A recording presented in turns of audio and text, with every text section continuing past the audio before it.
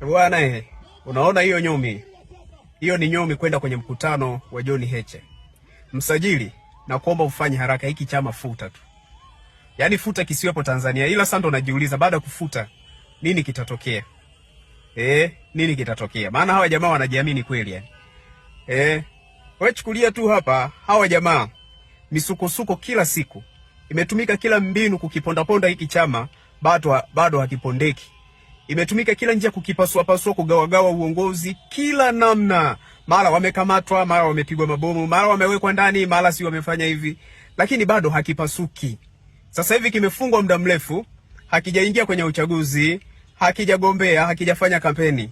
Kimefungwa kisiendelee na shughuli zake kwa muda, lakini kimeachiwa sasa hivi kina siku 3 tu. Cheki kinavyojaza nyomi.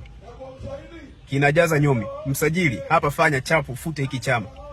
Manake kwamba kukisimamisha kwa muda ambao kilisimama kingekuwa cha kufa, kingekuwa kishakufa.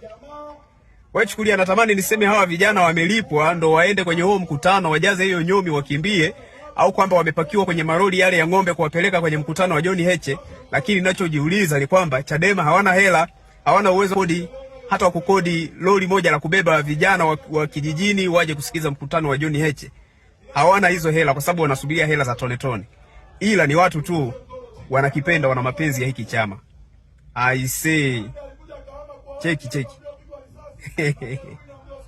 Hiki chama kifutwe.